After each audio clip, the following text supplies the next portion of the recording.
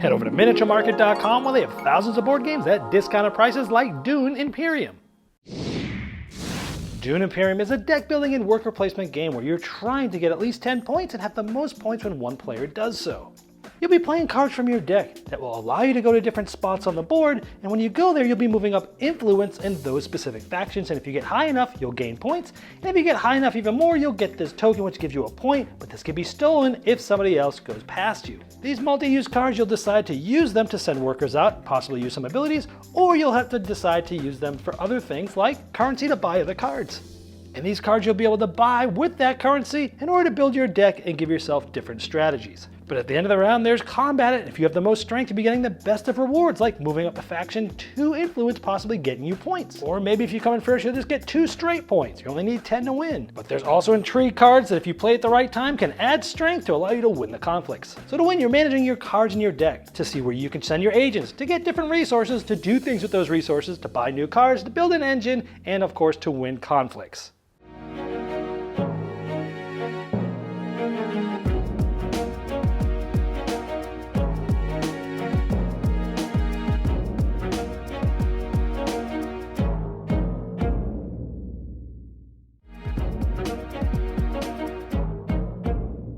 Hello my friends, it's the Game Boy Geek here. Dune Imperium mixes worker placement and deck building in a very elegant way. The multi-use cards give you really tough decisions, figuring out where you're going to move to versus what are you going to get on the bottom. Maybe some things to buy new cards, or maybe some help in the conflicts. There's a huge amount of player direct interaction by fighting over each other over the different tracks, possibly even taking tokens from them and sending them down a point and you gaining a point. Plus the conflict, playing intrigue cards to one-up somebody when they thought they had something won. Lots of player interaction that's really good. This game has a lot going on for it. It's best with 3 to 4 players because there's a dummy player for the 2-player in the solo version. And I'd like to see some more end-game private goals where there's some of them in the game, but I'd like to have seen more of them. But overall, if you like tight Euros with direct player interaction, worker placement, and deck building together, this is definitely one to check out, Dune Imperium.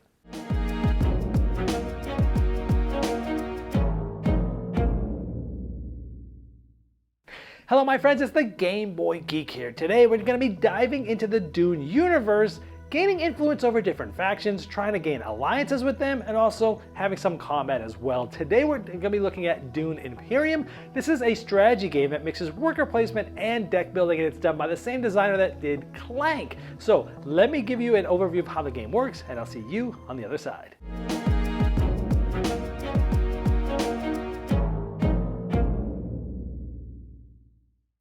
At the beginning of the game, each player will get one of the 8 leaders in the game, and they have 2 different levels. The ones with one of these are sort of easier abilities that are a little bit more straightforward. Certain abilities you'll just get that'll be persistent. Sometimes you'll start with resources, and there's another ability on the right that will actually be triggered by one of your starting cards that you play in this deck building game, but you get to select your leader. And once you know the game well, you can use one of the leaders that is a little bit more difficult to play, a little bit more complexity. Some of them even come with some extra tokens and such. Now here's the board set up for 4 players. Now the object of the game is, you have scoring markers down here, you're trying to be the first one to get to 10 points. If multiple people do it, whoever's the highest is going to win. So there's not a lot of points in this game to win it. The game is played over multiple rounds until that end condition is met. Now, one of the main phases in a round are the player turns. Now, the player turns is set up into 2 different sections. One of them is when you're going to be sending out agents or workers onto the board. But in order to do that, you're going to be playing cards to place them. So this is a deck building game, but a worker placement game at the same time. Everyone has 10 starting cards into their starting deck. They'll draw 5 cards, and you'll be doing different things with these cards. One of the main things you'll be doing is playing a card. Now you'll be doing this one at a time. You'll play a card, then it will be the next player's turn clockwise. And what you're trying to do is play a card. Now on the left side of these cards are different icons, and these will actually coincide with the places on the board that you can send your agent to when you play that card. For example, if I had played this card, I could go to any of the places that have this icon. For example, this one matches the 2 spots on this faction. And these are going to correspond with sometimes different places on the board. In this case, these 4 actually coincide with the 4 main factions that you're trying to gain influence with to gain points in the game. That's the main way to get points. So when I play this card, I can go to any of these. Let's say I put my agent here. Now, once someone's there, no one else can go there. And all I needed was this icon, and I'm going to get, in this case, a certain amount of resources. And so those two are these two gray discs. These are Solari. This is a form of currency. You would get those two things. Now, if you go to any of these two spots, you'll move up one on that faction's sort of alliance track. So because you're gaining influence. Now, if I was able to play here, now some of them cost things. Like this one, I would have to play a card that had that icon, but I'd also have to spend 4 of these. This is spice in the game. It's a heavily coveted resource in the game, but that would allow you to go there. And if you did, you'd go up here. Anytime you get to a second level on any of the factions, you're going to gain a point. Remember, you only need 10 to win. If you're over multiple rounds able to get past this line, not only will you get a benefit, which we'll talk about later, but you'll also get this and a point. But if later on, if somebody passes you, they will end up taking this from you, and both of you will update your points. So one of the main ways to get points in this game is going up the track, gaining influence enough to get a point, and possibly having the most past this line to get this. And again, but these can move back and forth between opponents. That's sort of a mini game within the game of trying to get points. And when you play a card, these are multi-use cards. You're either going to use them for something that's on the left, along with sometimes there are certain things in this little bar here, this gray bar. Like this one, I could have used this to go here. In this case, because I use it, I would need to trash this card out of the game. But other cards, as you'll see later, actually have some abilities that you'll trigger. So you're either using them for the icons and the ability here, or later on in your turn, you're going to be using it here for a form of currency to buy other cards. But once I played my card, I would put it in my discard pile. It'd be the next player's turn.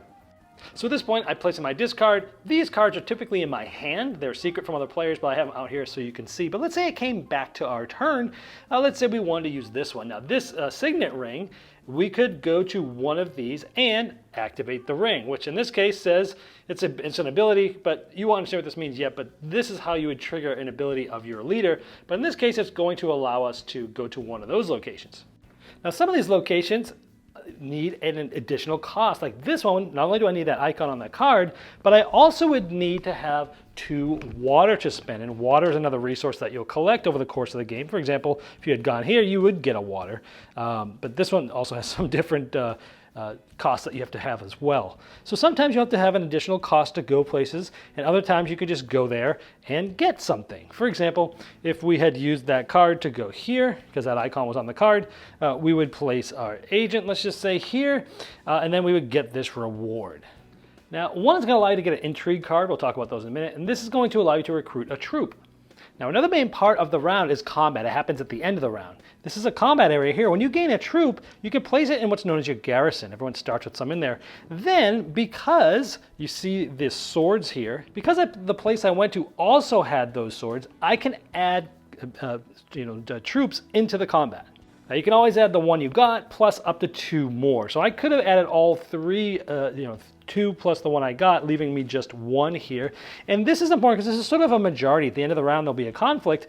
And there's different levels of conflict. It starts with level 1, and then they get better and better with better rewards as the game goes on. But at the end of the round, whoever has the most total strength here is going to be able to get the best reward at the top, second place, and third place. And these do great things, like this will allow you to move up a faction influence on any track. And again, that's going to allow you to get better points. But as the rounds go on, they'll get juicier. Like towards the end, you just get 2 points and you'll gain control of an area on the board. And when someone else goes there, you'll get an additional reward. Or maybe you'll be able to go up 2 spots on a factions track and an intrigue card. So the rewards get pretty good as the game goes on. So in addition to going up those tracks to get points, winning the conflicts towards the end of the game is another main way to get points in the game. So the spaces that you go to with the cards that you've played allow you to do different things. Like this one allows you to basically turn in or spend spice for a certain amount of Solari. This one just gets you some Solari. Always remembering that you need to have the icon in that section of the card in order to go to these places. And again, some of them cost. This one will cost you 5 Solari and that icon on a card. Cost 2, cost 4, cost 8. But they get you different things, like this one allows you to draw a card and get this worker. It's like an extra worker for this round. This one costs this, but you'll get 4 troops added. Wow, that will really help you with combat. And if you spend 8 and go here, you actually get a swordsman, which is you get a 3rd worker that you can use for the rest of the game. This will get you a recruit troop and some currency to spend for more cards at the end of the round. You go here, and it's a once per game thing, but for the rest of the game, when it's time to buy cards, you automatically get 2 of currency in order to do that. Now over here, you have to have that icon, spend 4 spice, and you'll get to recruit 2 workers. You get 5 Solari and an intrigue card. We're still going to talk about those in a moment. Over here, you have to have that icon, spend 6 spice, and you get 5 troops and 2 water. Here, you get a fold space card. Now these cards, I'll show you a little bit more how you get them later, but these essentially allow you to go to any spot on the board, but you get to draw a card, but then you have to trash the card. Sort of like a one-time use of going anywhere you want. This one, you've got to have that icon, spend 2 spice. You can trash a card, meaning thinning out your deck, and draw 2 more cards in hand to give you more options. This one gets you an intrigue card and allows you to steal one from someone, for anybody, or all players that have 4 or more. These spots, you have to pay a water and have this icon, and you get 2 troops, and this one gets you a water. Again, anywhere you go that has these sword icons, you can add some of your troops to combat. And that's true for pretty much all the spaces over here in the middle that sort of surround the combat space. Again, spend 2 water and you get 3 spice. Now this is kind of cool because at the end of the round, if nobody had gone here, a spice would actually be added. So if someone went here next round, they have this icon on their card, they have 2 water, they'd actually get 3 plus this one, 4 spice.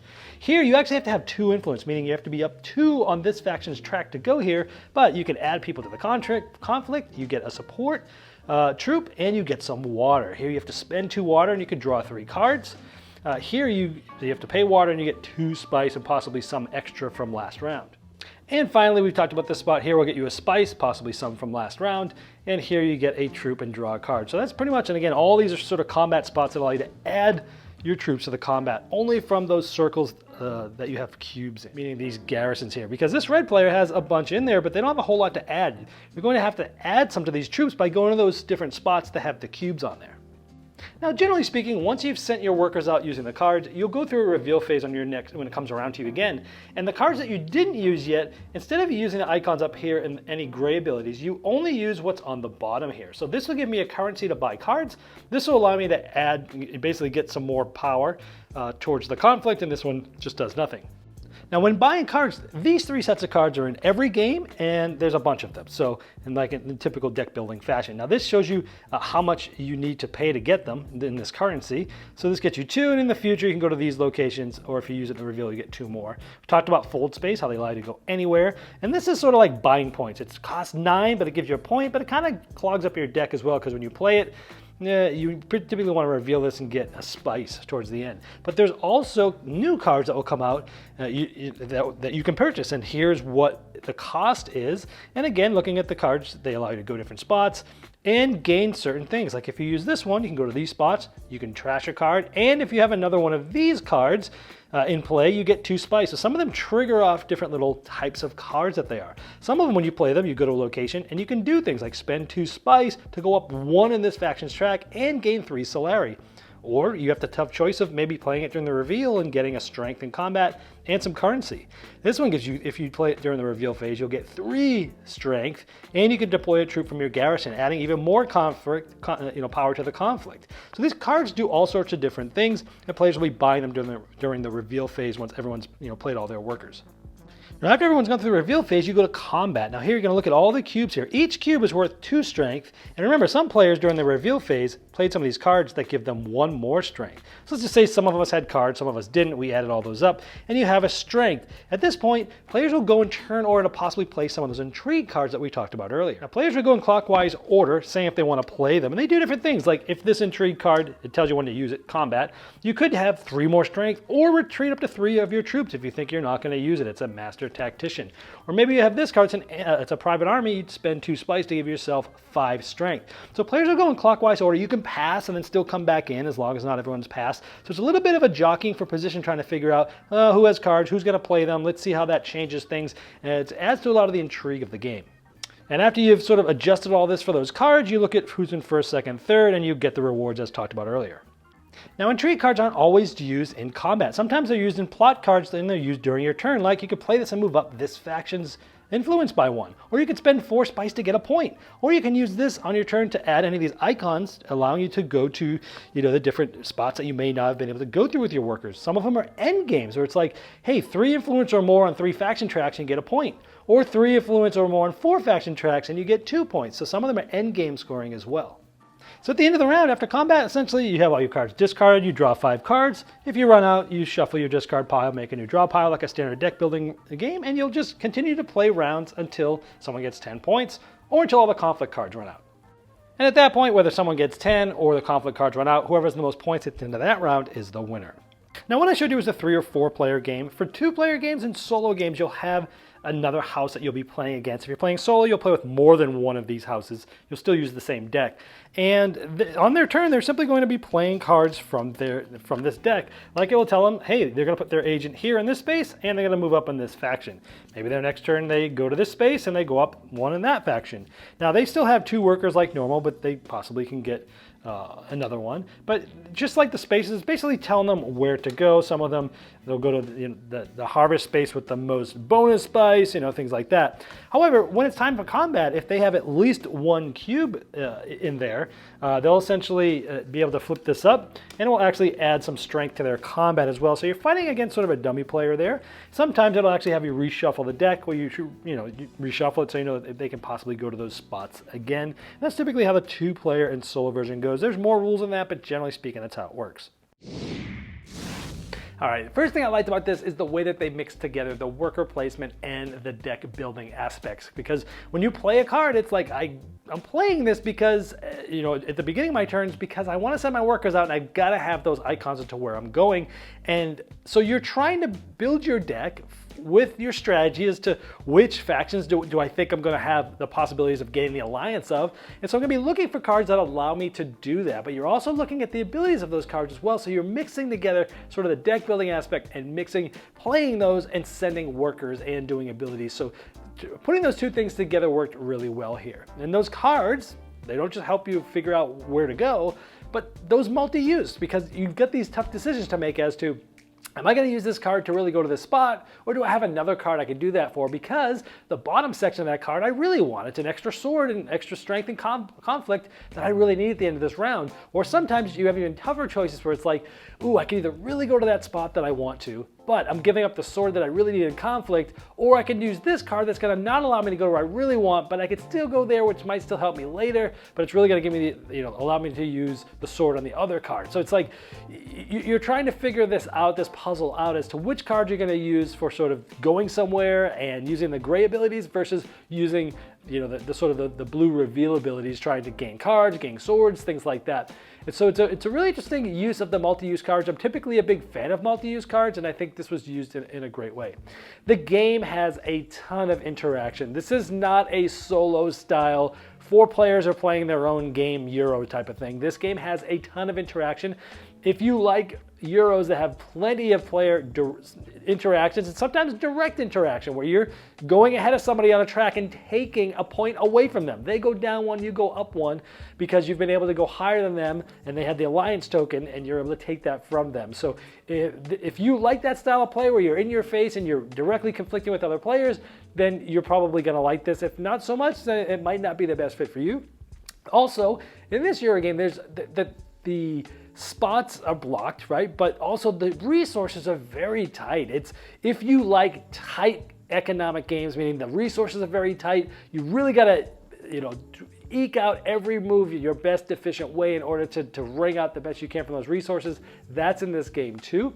That's some of the main things that's in the games. The troops in the combat is really interesting because, again, it's influenced as well as where you're going on the board. Every time you get troops, you'll be adding them to your garrisons, but you can also add those that you just got and some more. So when you go to the spaces, sometimes you're going to them because you want the cube. Sometimes you'll go to places that you don't even get troops, but it's a combat spot because you want to add things in there. So it's this, and the rewards in the combat are huge, especially towards the end of the game. So you're building up these troops, you're trying to find the right time to use them. The game typically has like an interesting ebb and flow where like someone might have got heavy last round so they don't really have anything. Maybe one other player went heavy too thinking they could win. So maybe it's just up to like you and someone else and you're like, well, you've got some early troops in there, they're not doing a whole lot. Or do they have intrigue cards that might send you there? And that's the next part. Those intrigue cards are really cool because they're used at different times. Sometimes on your turn, sometimes at end game, sometimes intrigue, flipping them up in the middle of a conflict in order to take the lead and steal a reward that somebody thought for sure they were going to get,